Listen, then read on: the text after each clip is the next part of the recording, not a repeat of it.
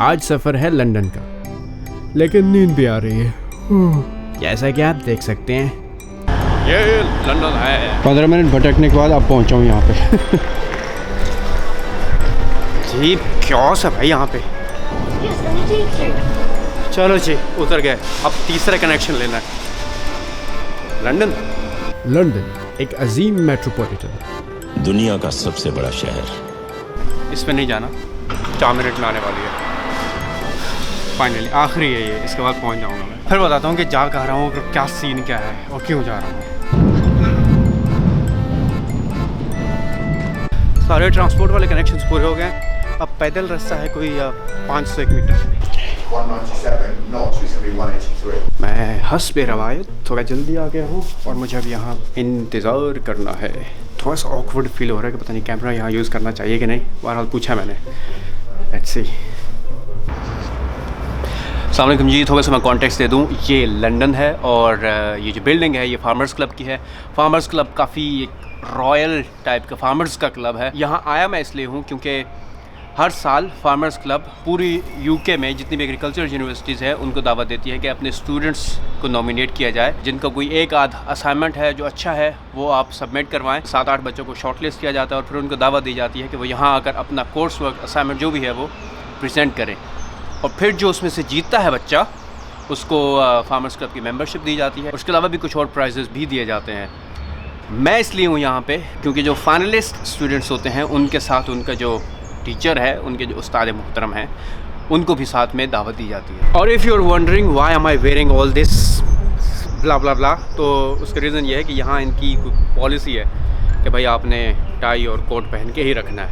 अब चाहे अंदर आप गर्मी से पिघल जाए, पहनना है। इसलिए मैं थोड़ा सा ताज़ा हवा लेने भी यहाँ बैल्कनी में आया हूँ।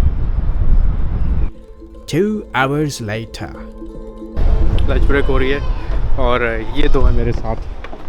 अभी 2 ने और आना है। अभी ये वो बिल्डिंग फार्मर्स क्लब की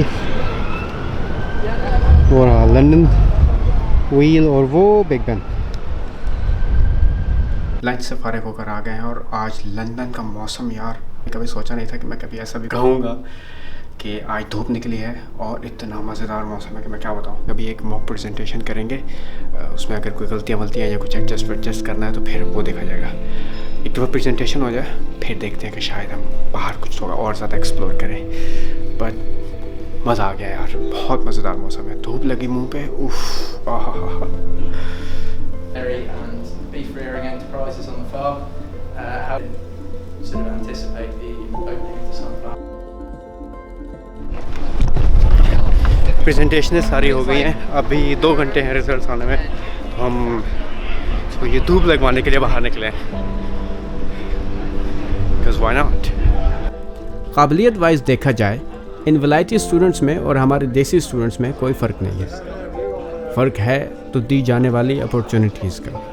I think the Pinnacle Awards are very well named. They recognise a group of students who have reached a pinnacle in terms of their academic achievement. And I'll do this in a 3-2-1 format, starting with third prize. And third prize goes to Anna Frick from Harper. The second prize also goes to Harper, Tim Cotterill. Our winner this year is James Drysdale from Nottingham. Congratulations.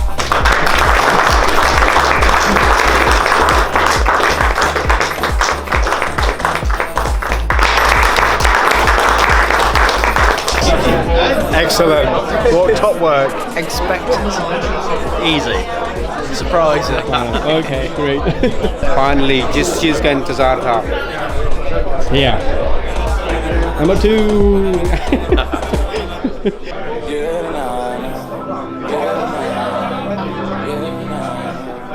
अभी dinner चल रहा था, sweet dish रहती थी, लेकिन बस मैं 2 course के बाद छुट्टी करके आ गया क्योंकि मेरी ट्रेन है अभी and I need to rush back. Anyways, मज़ा आया।